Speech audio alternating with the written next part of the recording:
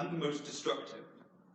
It is, to slightly paraphrase what Wilde said about hatred, and I think actually hatred's a subset of self-pity and not the other way round, it destroys everything around it except itself. Self-pity will destroy relationships. It will destroy anything that's good. It will fulfill all the prophecies it made. And that things are unfair, and that one is underappreciated, and that if only one had a chance at this, if only one had a chance at that, things would have gone better. You would be happier if only this, that one is unlucky, all those things. And some of them may well even be true. But to pity oneself as a result of them, to do oneself an enormous disservice.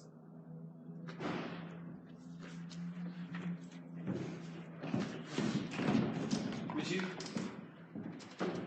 please rise as you're able, and we're going to join in singing I Know I Can, number 1015.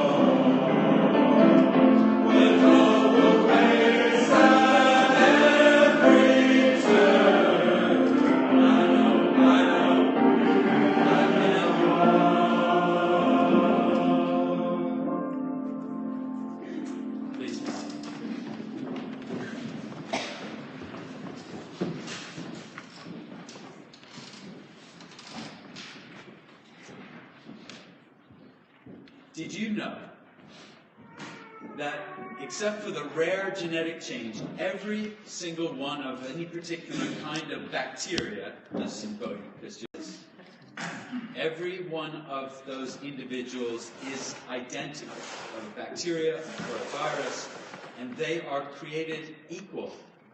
There is no E. coli bacterium that has to be confronted with the reality of being less attractive than another.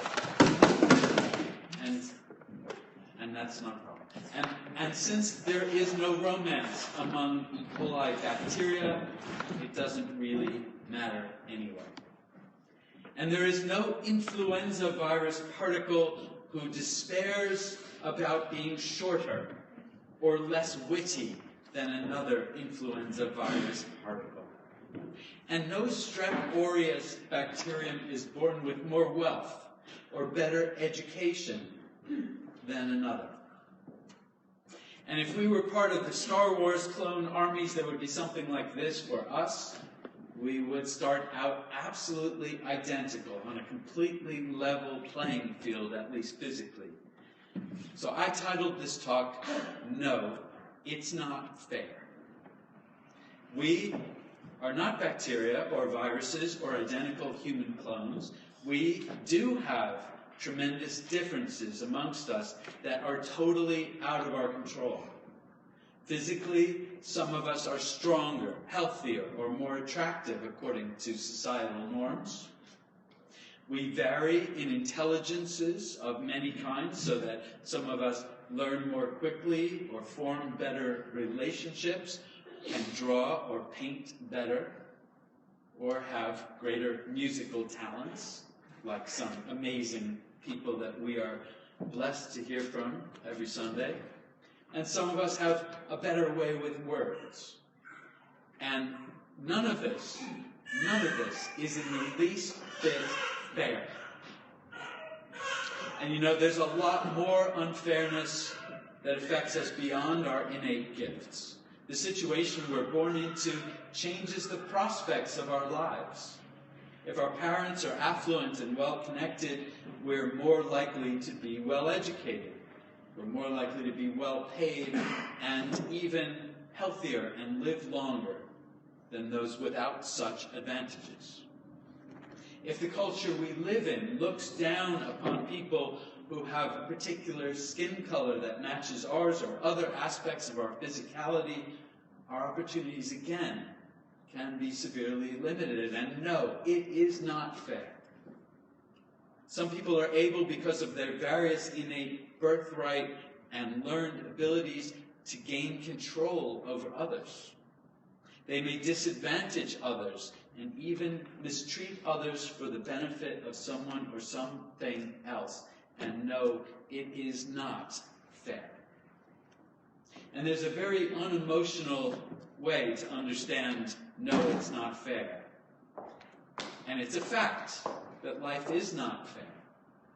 Some people, however, may very unsympathetically tell us life's not fair when we start to complain, as in, get over it, pull your socks up, grow up. And they're technically correct.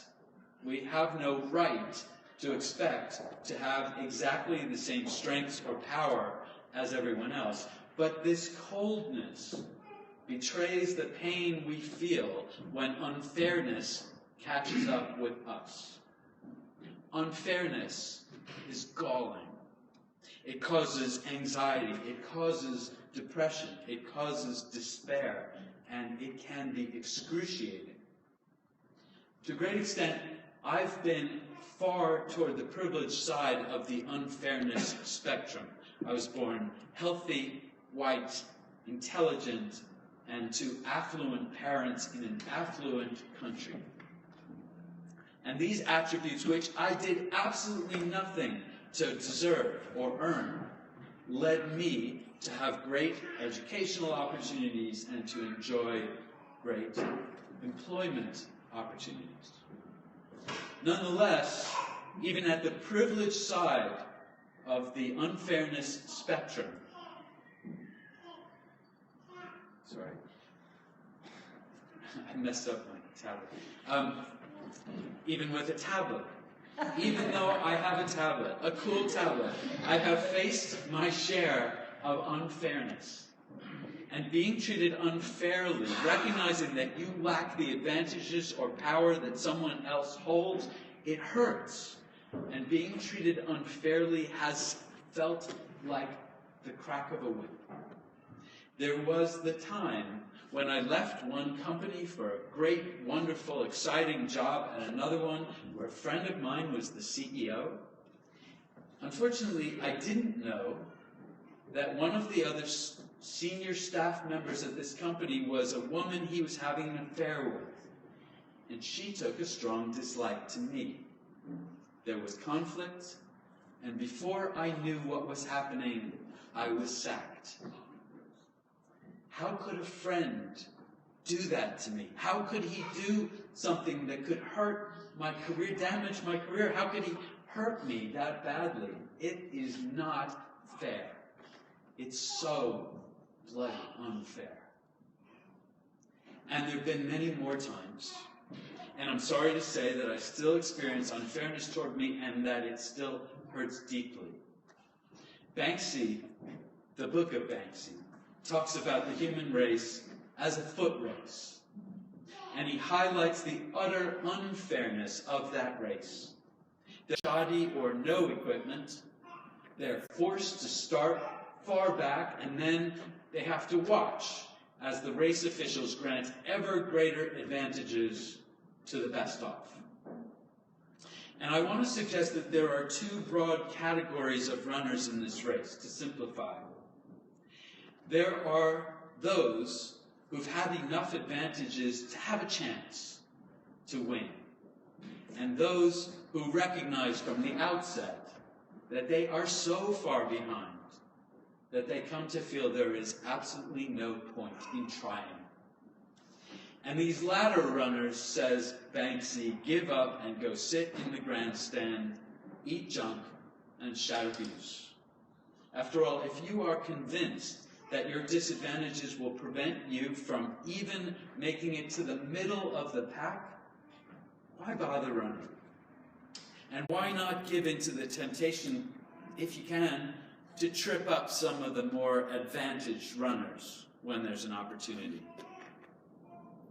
I would. Honest. Stephen Fry talks about the self-pity that unfairness can engender. And this self-pity among the front runners is a luxury. I could feel self-pity because I knew I had a good chance of succeeding. I could be that self-pity because it might lessen my drive. It might reduce my motivation to get back in the race and run hard, and I had a chance. Self-pity would be a way of squandering my great advantages. But for those at the back of the race, who could deny the right to feel hopeless? It is well earned. And for one at the front of the race to criticize those at the back for self-pity would be to display the most immense ignorance about the realities of the competition. A competition that some are sure to lose before they even approach the race course. For many reasons, the front runners rarely get an unvarnished view of those who, shoeless and miles back, enter the race with no real chance. Yes, life is unfair, and that unfairness affects us all to differing extents. For some, it may somewhat lessen our front-runner status, how tough, but still leave us very surely in the race. For others, for those in the back, it means there's almost no chance from the start. We know that those who started the race with the perfect gear and got a mile or two head start owe something to those who began at the back. None of us can be truly happy in a society with so much unfairness. Even if those at the front insulate and isolate themselves, they will never be truly, fully able to block the impact of those in the grandstands hurling abuse and perhaps worse. And for those of us at the front, let us use the sting of unfairness that we feel from time to time as a prod to remember those whose pain is continual. Let that sting prompt us to look with open eyes at the situation of those who begin at the back of the field. Let our lesser pain give us understanding of the worst suffering. Let that understanding and compassion lead us to work for a more just world. And we who gather here today have a special responsibility to one another. We have set the intention to make this community an exception to the worst ways of the world. We have resolved to speak directly, to act with respect, to assume good intent, to listen deeply, and to strive to understand, we have committed to openness, to vulnerability, to trust. We have, as Banksy hinted, committed to removing some of our kit and maybe do a bit of streaking. And all of these are good and healthy practices, and yet they are hard. They don't come naturally. We may be quick to feel the sting of unfairness, and we may react with anger. We may be quick to bring the worst ways of the world and its power structures along with us here, and we may too easily ignore the special situations of those at the back of the pack. So let us rededicate ourselves here to creating a microcosm of the world we want to see. Let us here resist the temptation to act or react without compassion and care. Let us use whatever power we hold for the creation of a way that elevates all of us. Let us be the people we want the world to become. May it be so. I'd like to invite you to join in singing a song that's not on your order of service. It's number 1053, How Could Anyone? Please rise as you're able.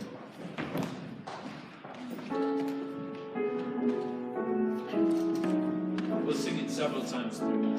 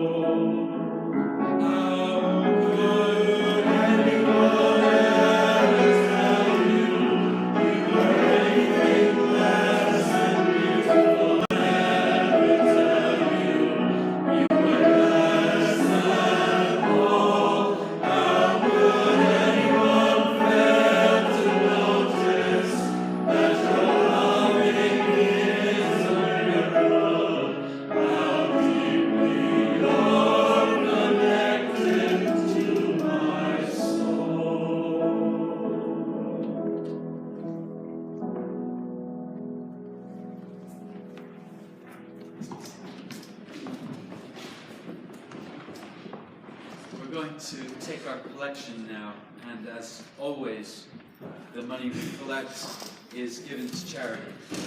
For all of this month, we have been collecting for the Hackney Cypriot Association's Winter Appeal for Refugee Camps in Greece.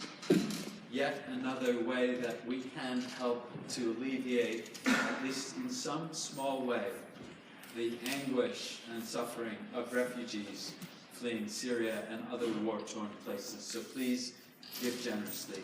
Usually at this point I say there are several clipboards that are being circulated, but we're going to try something different.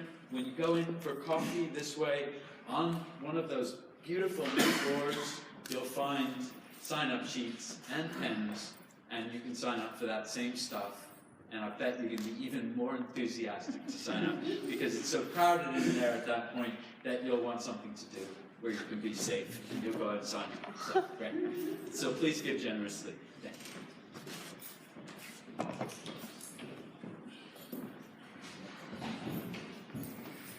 So I'll sing to you while the collection is happening.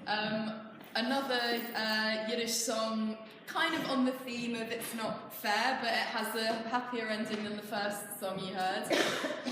Again, it's a conversation between a mother and a daughter. I don't know if that's a coincidence. And it's on the theme of arranged marriage.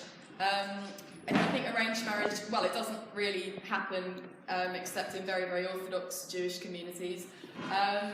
But this is an older song, and it's from the repertoire of a woman called Isa Kramer, who was probably the first woman to sing Yiddish songs in public. And she was a classical singer, but she took folk songs and arranged them for the musical theatre stage. And this song is called Nein Mama, which means no mother.